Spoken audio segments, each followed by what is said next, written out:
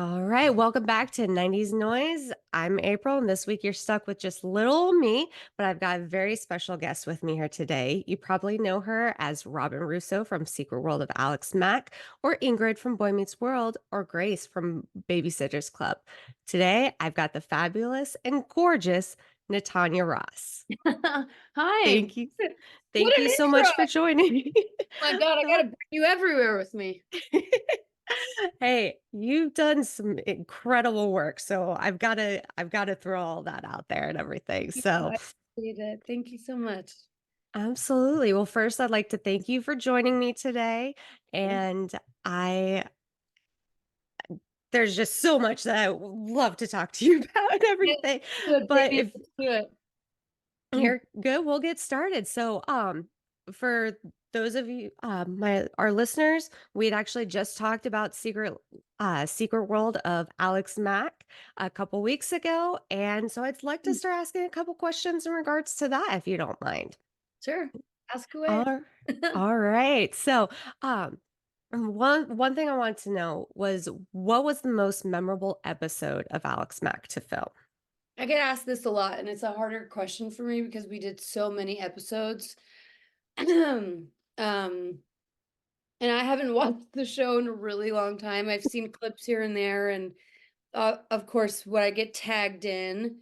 But probably, I think probably for the most memorable episode for me would be, um, I think it's called The Party, and it's the one where Robin and Alex get in a really big fight, and then they like meet up on this bridge over water somewhere in Paradise Valley, USA, and make up. And there's like a little pep talk, and I think probably that one because there's so many cool moments for Robin on that show, and so many cool friendship moments for Robin and Alex, and Ray and all of that. That's a tough question. Maybe I need to watch the show again. I understand. I've been trying to do like an episode almost every day, just to get myself caught back up because it God was a bless you. show. Was a show that I remember like rushing home Mm. to watch after school and everything, especially reruns for me because when it first came on, I don't necessarily have the specific memories because I was born 91. A Oh, little younger than you. okay, because you were born in 91. Got it. So but I do have older brothers that, They so got I me. got a lot of that Yeah, with that's it. So, that's and Alex Max was actually one of my brother's favorite shows too and everything. And so I was always gotta do what my brothers are doing that's and awesome. watch what they're watching. Love it. So, I love it. yeah. So, now this year is the 30th anniversary from when Alex Mack first premiered. Correct. Any little things planned for that? I know you guys did for the 20-year. You guys did that 20-year reunion and everything, Right, which but actually we didn't even realize was closer to 25 years. So me and Jason messed that up a little bit by accident, but we do have something planned for the 30 years. We're trying to figure out which direction to go, and once it's locked in, we will announce it.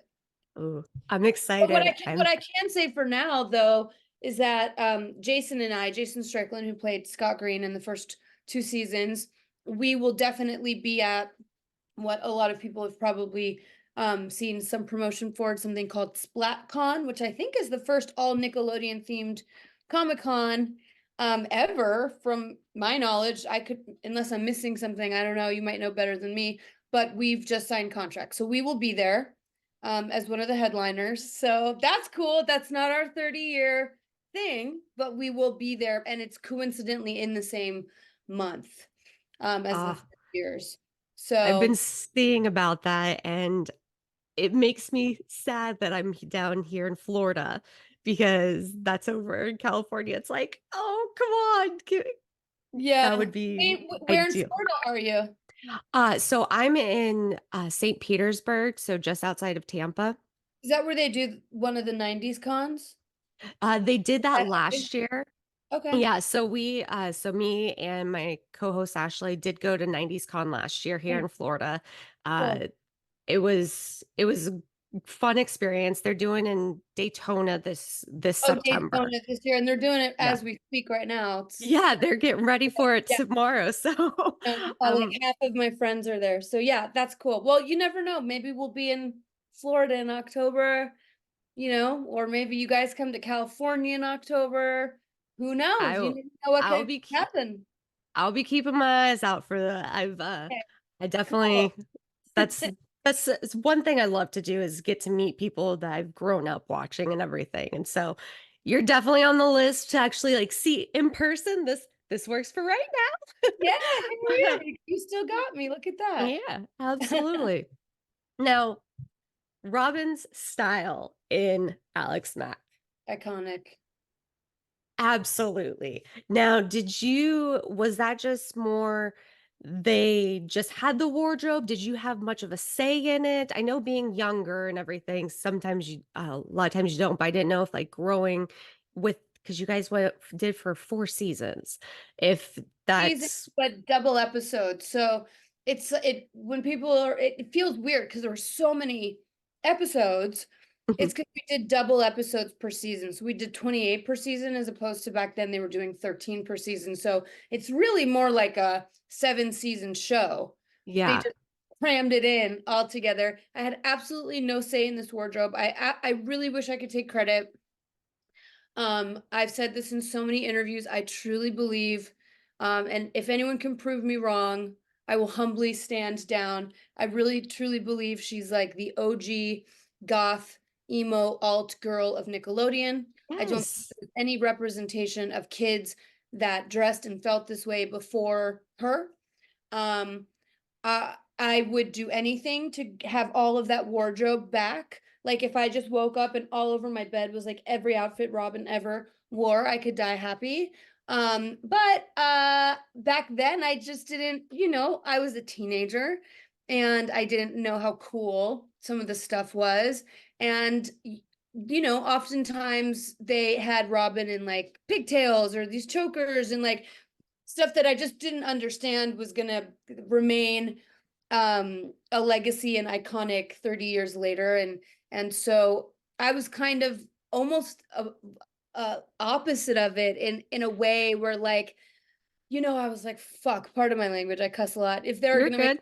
they're gonna make me wear pigtails again, I'm sneaking into my trailer and I'm putting on like some extra lipstick. And so I had no say in anything. I really pushed as hard as I could with makeup, just to get like a little bit extra here and there. So some of the makeup looks actually I did have a say in towards the end.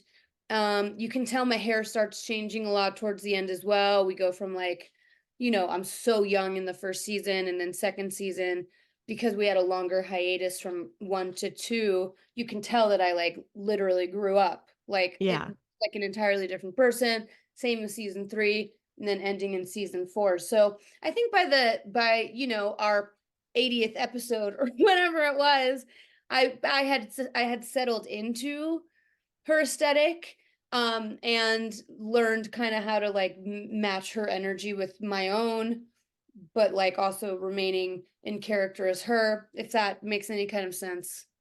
absolutely. It does. Absolutely. Yeah. And so kind of on that same premise, I've got to ask, were you able to take anything fro from Robin with you when you guys stopped filming? I know you're talking about you wish you had all those clothes and everything, but did you get a piece of her besides Um, what was left in your heart? right. Yeah. Yes, I did. I don't know where the hell any of it is. Jason Strickland has our cast jacket still. Maybe he'll leave it to me in his will and I'll get one back when I'm like 90 years old. I don't know, but I'm trying to think of what I have of Robin's. I think mainly photographs, Yeah. unfortunately, is what I have. But after every season, they give each character an opportunity to go through their own wardrobe. So, like, I would get to go look through like the entire rack of Robin's wardrobe for that season, and we could buy it at their cost. which is pretty sick. And then, Yeah. me and Larissa would go in together and she'd be like, I want that of yours. And I'm like, okay, but I want that of yours. So we could kind of like finagle getting a couple of each other's things too. Um, and again, I have no idea where any of this is. Larissa says that she's pretty sure she has a pair of pants that Robyn wore in her storage unit. I've spoken with like the guy who did our props and stuff, and he has that weird like ladybug backpack that I used to wear. Yeah. And he has that, and he has some of the watches and like just some of the littler props. And that's it, my friend. I don't know where anything else is. Yeah. Wow. Yeah. I always wonder like what they do with all of the wardrobes and all those props. Like, does it just go and collect dust or do they donate it or Um, yeah, I don't know. I mean, we definitely had the opportunity to buy a lot of it. I'm sure they recycled some for the following season, and whatnot. And I don't know if they donated. I don't know what they do. I know now, current day, there's a lot of stores that there was this really cool store in San Diego that I went to where one of my best friends lives, that it's all clothes from TV shows, but at like a fraction of the cost. So, like brand like very high-end items that, let's say it's $1,000, you could buy it for $200, and it says like from the set of, I'm making something up because I don't know what's going to come to my head quickest, like Sex in the City, right? Like, yeah. and it's Carrie wore in, season 3, episode 4, blah, blah, blah, blah, blah. So maybe they sent some of it off there. But, back in the 90s, there was a place called Out of the Closet that we had that was a lot of like a wardrobe from television shows and movies. And part of the proceeds, I think, went to help the queer communities and AIDS Foundation. So, but I don't know what happened to all that stuff from Alex Mack. Maybe Eh, I'll try and find out. Maybe that'll be a fun weekend project. I'll yeah. start calling around. Yeah, absolutely. Because I'm sure with the nostalgia that's coming back, people would love to get a piece of that and Yeah. have it for their own. Hmm. Um, so gotta also talk about your episode on Boy Meets World. Man, the people love it. I don't know what to They do. say. I don't know what to say about a one episode, guest star appearance, other than it is a true testament to Boy Meets World, how iconic they are. And, I recently had done Pod Meets World, Yes. and I did 2 episodes of that actually. And I think in hindsight, the kind of best thing I can, and I you didn't even ask your question yet. Sorry for interrupting you, but You're good. it's so beautiful to me. It sparks up so much joy every time I get asked about that show. I just think there was something about Ingrid, like as a character, that really resonated with a lot of kids. You know, it doesn't age well. I don't think we could do Eh, something like that today, but I think there's, something that we can all relate to. And I spoke about this when I did the episode with them recently. I think there's something we can all relate to about not feeling good enough or pretty enough, and then someone kind of coming in and say, well, if you do this, this, this, and this, you can be this, this, this, and this. And then you do all the things, you become that thing that you thought you wanted, and realize that, like, usually we're pretty okay if we just really stay true to who we are as human beings, you know? honestly, you just answered my question anyway, Great. Great. And so I'll say it again for the second time. It was life imitates art for me. I felt exactly like Ingrid Iverson in real life. In real life, I was only booking roles that, like, the nerdy best friend, the, in hindsight, my favorite girl in the whole wide world, Robyn, the kind of weird goth emo girl, and I'm asking my team, like, well, why am I not going out for the pretty girl or this or that? And I get kind of emotional when I think about it, because it really was something that resonated and stayed with me so much too. But Boy Meets World was the first time I got to show the world, I guess, yeah, that that I could do both. So I was doing both for Ingrid Iverson and for Natanya Ross, you know? absolutely. And that also I think that like you said, it resonated with so many people because so many I know for me personally, like, never was, like, Miss Popular or anything like that, but to see that transition that really provides a you can be anything you Right. want, Totally. and you don't need to take what other people say about you, and if somebody's got you labeled as something, you can change that if you want to. Like, it's not you have to. You can change that if you want to, You and answered it perfectly. You did a better job than me. I've I've done, like, Boy Meets World rewatches just because I mean, there are so many, and it's a nice one Oh, to have in the I know. background and Yeah. stuff, and every single time when your episode comes on, I actually do stop and watch it because that did just resonate so much with me, Thank you. and I do have to ask, Yes. did you actually jump in a pool? I did not jump in a pool. I went backstage and whatever department it was, I can't remember, hosed me down. I think they actually really hosed me down and just like covered my face a little bit so makeup didn't get completely fucked up and then just threw those glasses back on me and you know, they yelled action and I ran back out. So, yeah, not I didn't actually jump in a pool. Had to ask. Magic of the Oh, screen, you know? yeah, absolutely. Now kind of transitioning, back to a full girls cast pretty much with Babysitters Club, Yes. You and that that was you, because it looks like you guys because it came out, like, '95, so you guys probably filmed in, like, '94 or so, um, Yeah, I think that sounds right. 94? uh, Yeah. so you were spending a lot of time with Larissa, her being in both, and then oh no, my video. I'll be back in just a sec. Let me get that. There we go. I was like, I Sorry. hope I don't have to entertain the crowd. What do I do? Oh, Yes, yes. Sorry, continue on. you're you're good.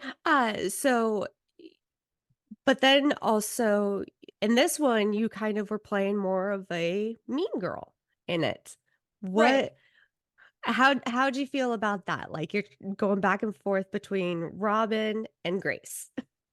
So, yeah, um, I had pops throughout my career in the 90s where I did have an opportunity, like, I guess back then, they say like, we were like the OG mean girls, and that I think comes along with the connotation of like pretty girls, mean girls, or whatever. And so,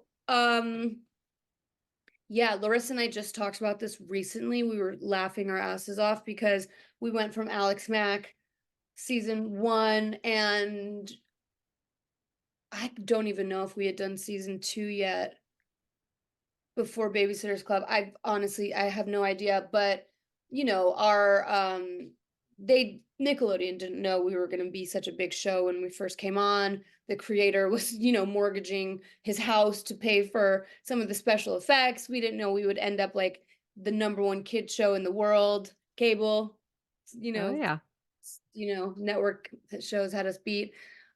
So we go from that to the Babysitters Club, which is like a multi-million dollar budgeted film, feature film.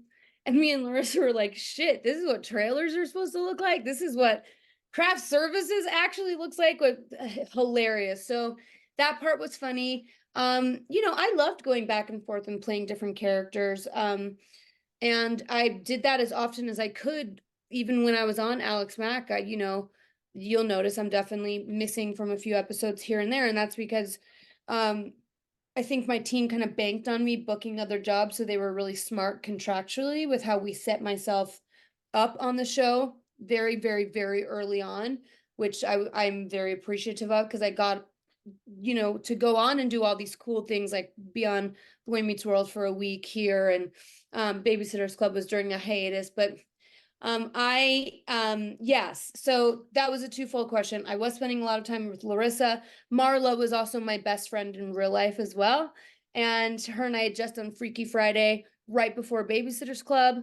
Um, so we were in a groove. Like we were locked and loaded in the groove. And um Grace was a mean girl, but not really. She was like Yeah.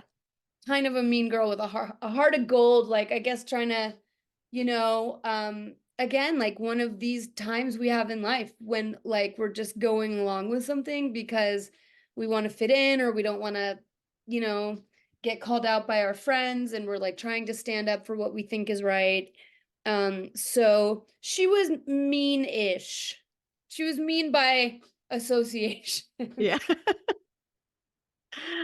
And Uh, also, nobody does like a bitchy mean girl like Marla did in the 90s. oh So my I'm not gosh. gonna even say I was a mean girl. I'm gonna take like the emo goth for myself, and I'm gonna leave the bad girl for Marla, because God, she fucking perfected that. So yes, but I She love doing Babysitters Club. It was coming of age for us too. It was coming of age for you guys, or back then the audience, and even people that are rewatching it for the first time now. We were all the same age in real life as what we were playing on screen. So it was coming of age for us too. Like Austin O'Brien was my boyfriend when we filmed. That was my first boyfriend, you know, real kind yeah. of, if that can be a thing at 14 years old, or I was 13. So my first boyfriend, he was my first kiss in real life.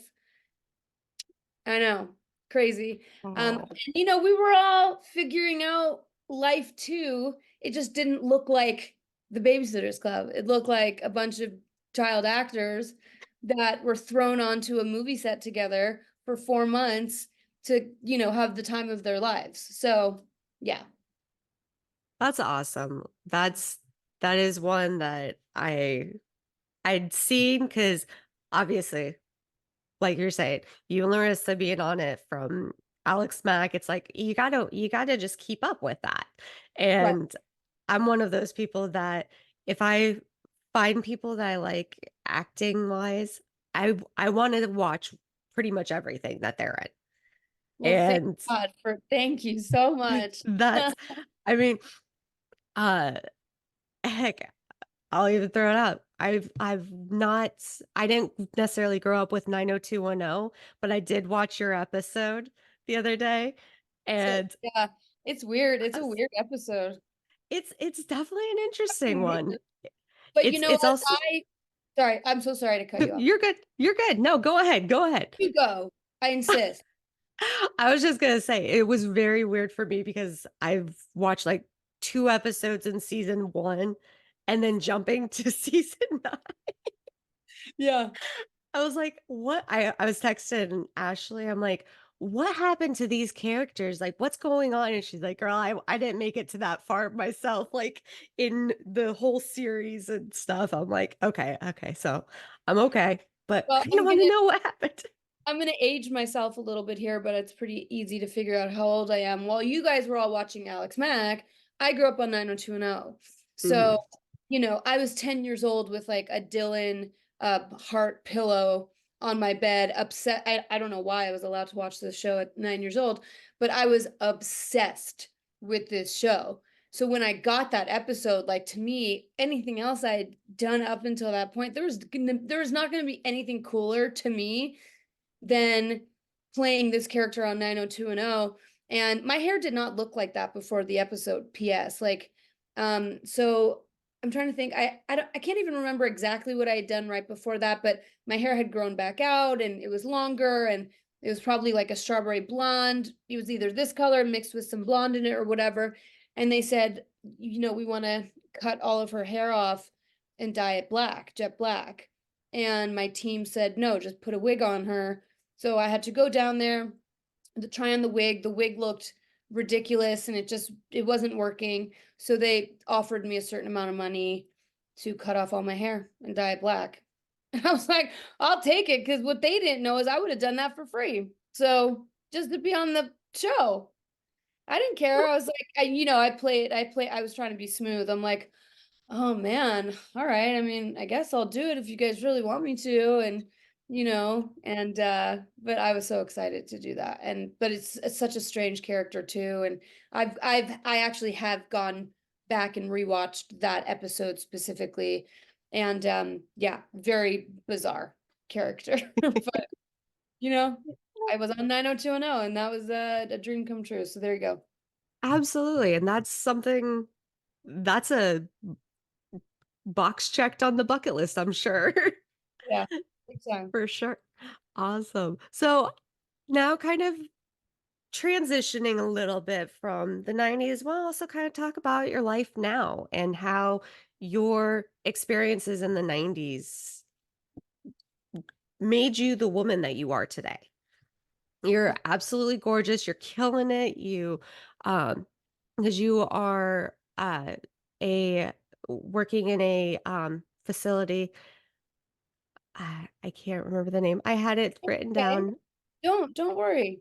Let me help you. You want me to help you out a little? Yeah. Okay, I got you.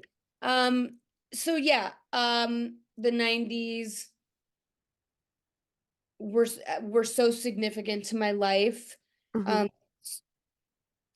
to this current day, still, as you know, I do a lot of autograph signings and appearances and cool stuff like this, and meeting amazing people like you, being able to do podcasts and going back and reliving the experiences through questions on interviews. And to be honest, I made some of the best friends out of that decade. And even still to this day, people are, I'm blessed with people coming into my life that I did kind of know in that time era, whether I was really close or not really close. And then as adults we get to connect, which is amazing. My roommate is Sean Weiss, and we weren't best friends in the 90s, but we had these same experiences for sure. So we get to be great friends in 2024. And like, that's just one name on a long list of like incredible humans. And yeah, so I took a break from acting.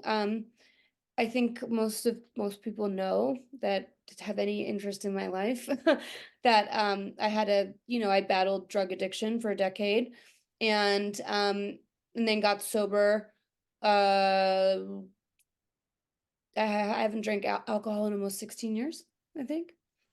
Um, thank you. However, I still have to get a couple other things out of the way there. So it's been about 13 years that I have had a new way of life, and I currently work in drug and alcohol treatment. I help brand and do business development. I'm one of the directors at a rehab in Southern California called Restore Health and Wellness. Yeah, you're like, there it is. That's the That's one. what it is. And I Yes. do a lot of, yeah, I do a lot of stuff in the treatment and mental health space. I'm a huge mental health advocate, not just for people, also for myself. Yeah. Um, I have struggled with mental health most of my life. More recently, I've gone through a divorce. I've been pretty open about talking about that. Only so if there's somebody out there that's struggling with feeling alone or less than or abandoned or left behind or whatever the gamut of emotions we can feel just by getting like fucked up by life. Life is tough sometimes. Yeah. That you're not alone, because I feel that too. And I think sometimes there's people that take comfort in knowing that, like, I think when we think about celebrities, they feel untouchable and invincible, and that there's no way this person could have ever experienced what I'm feeling. And that's why I think it's so important to continue these conversations about mental health, because to one, destigmatize it. There's nothing embarrassing or shameful about it. I struggle with depression and anxiety and OCD, and formerly alcoholism and drug addiction. And those are things I will always have to be vigilant about staying on top of. And so alongside with what working there, I run an nonprofit organization called WAT, and the acronym stands for the Women's Association of Addiction Treatment. And I'm the president of the national board of that. And I've started my own organizations with feeding the homeless people out here in California. And I'm currently helping start a nonprofit organization that supports families of people suffering with mental health and drug addiction. And we are slowly but surely trying to figure out how to advocate and also incorporate into this curriculum a support system for adolescents, so we can kind of help with a little bit of education and prevention at an earlier age, even preteen. So we can just do whatever little part we can in the really scary and horrible fentanyl epidemic that we're looking at. And I Yeah. have baby cousins, that the youngest is 12 years old and 13, and it goes, and the oldest is 15, and I'm looking at these kids like, man, what I was doing at their ages, I hope they never find out. But it was a lot less dangerous of a world drug-wise back then.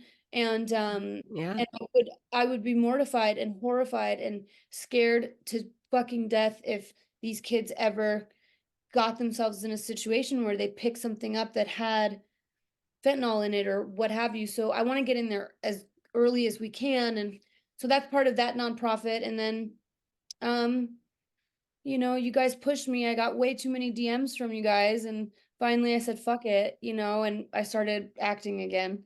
And most recently signed with a manager who's incredible, and I knew her when I was younger too, and she's this incredible actress, and decided that she wanted to, um instead of acting, she really wanted to help guide actors' careers, which is so fucking cool. She's like Emmy award winning and was on like a million episodes of these soap operas, and she's just so incredible and has been really supportive. Where I've been a little timid and Yeah. hesitant and scared to come back. And again, like if we're talking about mental health, it's those thoughts of like, Mhm.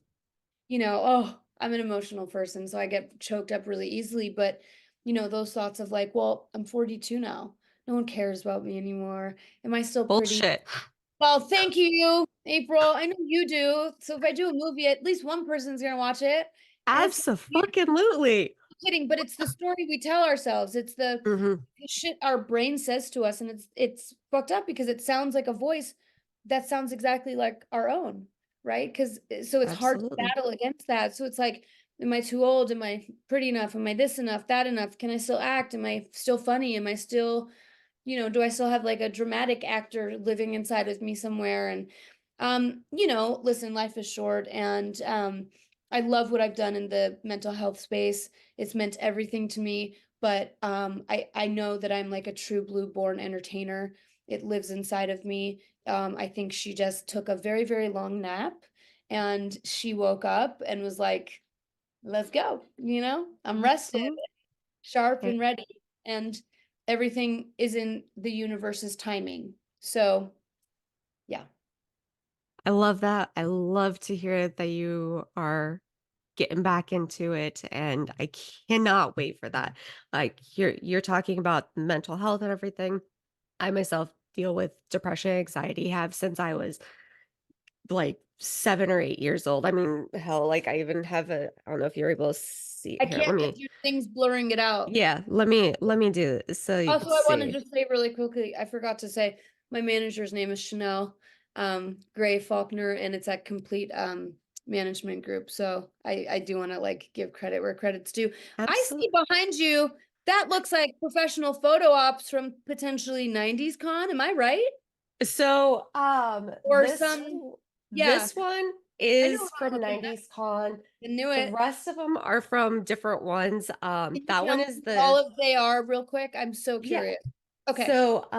So, Lou Diamond Phillips and Kiefer Sutherland, Okay. Amazing. Carrie Elwes, Oh, God. Okay. Ernie Reyes Jr., Amazing. then below him is Billy Boyd, Okay. then Stephen Amell, Okay. the four hobbits from Lord of the Rings. Wow, that must have cost a pretty penny. Okay. It did. Okay. Then John Rhys Davies, Okay. Tyler Hoechlin, Okay. Ian McDermott, Palpatine, Senator Okay. Palpatine from Star Yeah. Wars. The Girls of Charmed. We've got Okay. Holly, Rose, and Shannon. That's what I was And wondering. What's the other one? this is Kevin Eastman. So he is a co-creator of Teenage Mutant Ninja Turtles. Oh, that's super And cool. I was that's curious a too. I was curious who you went for at 90s con. That was the Charmed. one. Charmed, yes, absolutely. But what I was gonna show you is I am enough. I am enough. And And yeah, you and then are, my babe. so Yeah. I definitely understand that because that's definitely a big thing for me too is Yeah. having the mental health and being aware of that and just understanding that yes, our mind tells us certain things, but we can also push back and tell it better things too. So, Yeah, like, I like that. I think that's a beautiful way to say it. yeah. Yeah, well, we're in So, it together, sister. So, absolutely. So, now that you're getting back into acting and wondered, do you have any pieces of advice for current child actors, people who are getting into it as a child that you maybe wish you had been that had been shared with you before you had started acting in the 90s?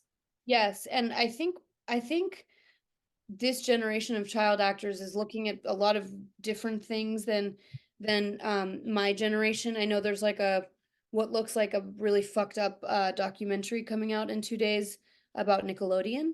Have you seen what I'm talking about? I know what you're talking Side about. of Yes. is I don't know that they say the dark side of Nickelodeon, but it seems I've had a lot of people send me this trailer, so I'm assuming it's Nickelodeon-ish themed. Obviously, we've heard a lot of the stories of a lot of the young Disney actors and actresses and Nickelodeon actors and actresses that have come out and since spoke about, some pretty disturbing issues.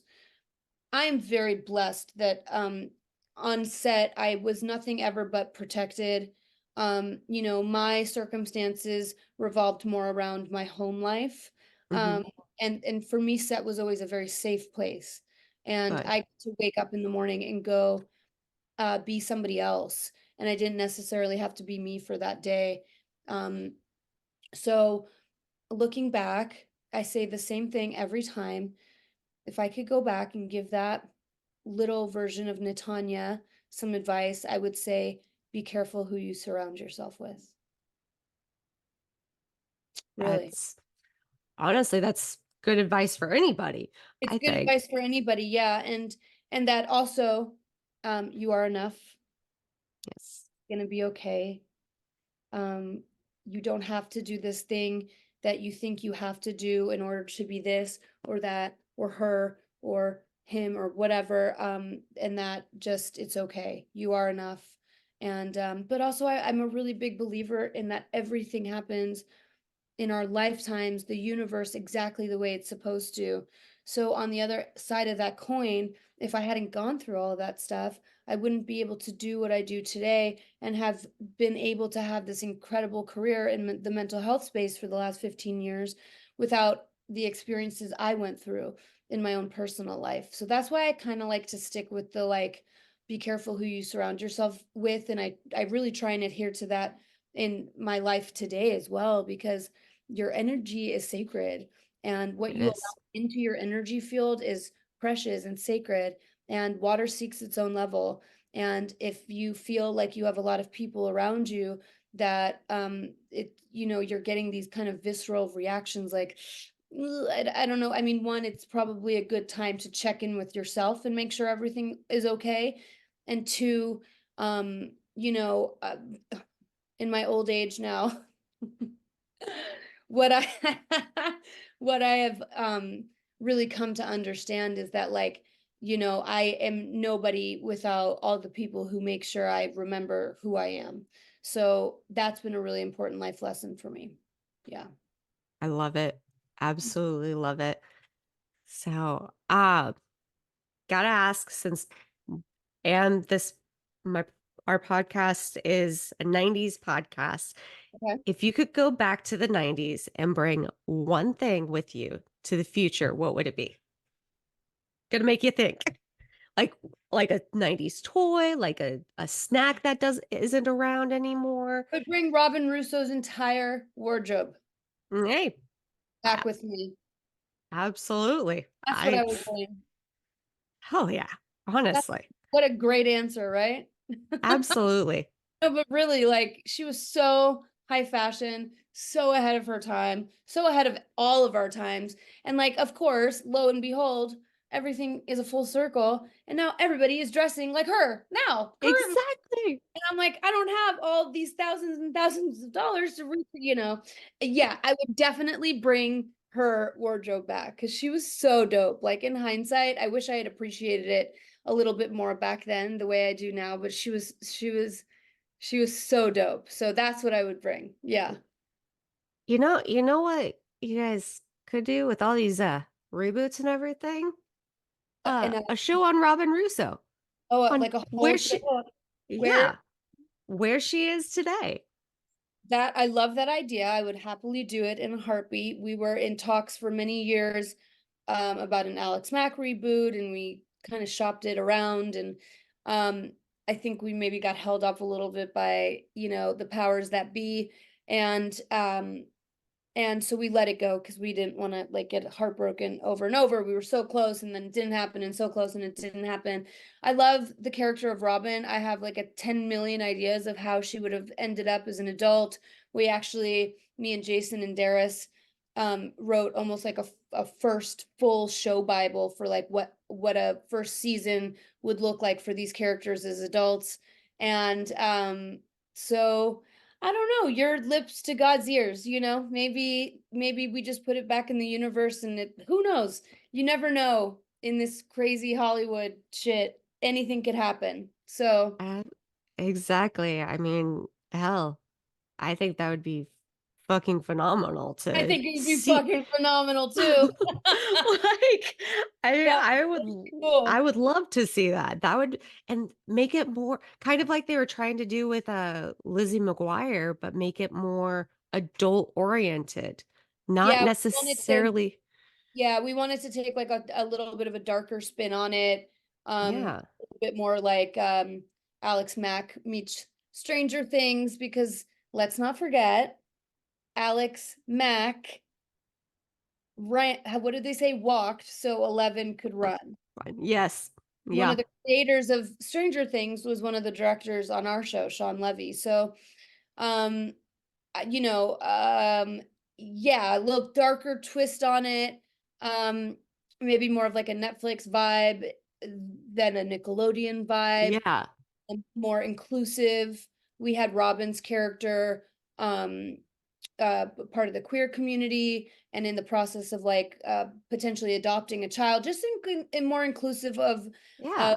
um, topics that we are looking at today in the world. And everybody had a really cool little deal, like and it made sense and it fit and it felt like if we were allowed to do whatever we wanted with our show, that this is where these humans would have landed. And it Yeah. was cool. So you never know. We'll see. Damn. I I, I I hell, I'd love to read the outline you guys have and I everything. That's know. like it's one of those okay, I'd love to read it as long as it came to fruition because it's one of those if you start to read it, I'd probably be like, give me more. I turned 50 and the show hasn't been rebooted. It's not happening. So you can come back when I turn 50, knock on wood. Oh my God, 50. And I'll let you read the whole damn thing. You can have it. I'll send it to you in the mail. Deal? A deal. I'm Our own holding you marriage to that pact. girl. It's like our own marriage pact, but Yeah. instead you're gonna get the full Alex Mack reboot script and show Bible. So Hey, you have my word. I will hold you to that girl. I Like appreciate I it. that will be I'll be calling you. I'll be like, Yeah, Natanya, where's that script? where's Yeah, it yeah, at? yes, you got it. Oh, so I'm gonna kind of start to wrap it up here and everything, but I was kind of curious. Do you ever wonder what would have been different if you hadn't started acting at such a young age? Sure, yeah, of course. I've definitely wondered what my life would have looked like. But I certainly can't like picture or relate to any other life than the one that I had. So, um, yeah, I mean, all the normal things like prom and just like normal high school, like all the things. But I mean, I wouldn't trade the life I had for anything. Good. I'm glad. Yeah, I'm glad to hear that. yeah. I love that. I mean, it was what a I mean, God, I was so lucky and I had such a cool and robust career and I got to play so many different interesting people and and it has carried over for 30 years. I'm still so humbled and grateful for the fact that I'm still asked to do stuff like this with you. I'm still doing appearances. I have an opportunity to be an actor again. Like I have it's just I'm so blessed. And all of that is because of what I started when I was 6 months old, and we're still Mhm. talking about it at 42. So that's really fucking cool. Like really cool. So I've of course wondered but I've never felt like I've missed out on anything by any Good. means. Yeah. Good.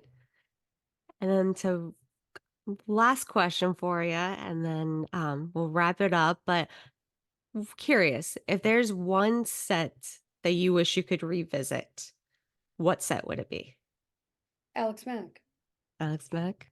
Yeah, Is there hands. like a specific, like the school, the cafeteria, the is there I a think specific setting?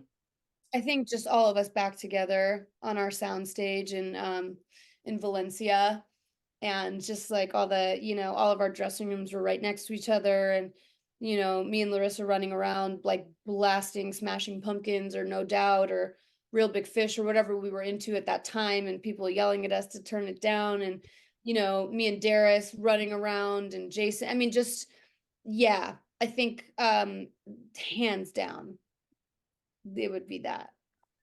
Yeah. That's wonderful. I love that. Well, thank you so much for joining me tonight My and taking pleasure. some time out of your busy schedule to talk to little me who's just a fan from afar. But Thanks for hearing about me and my life and my work.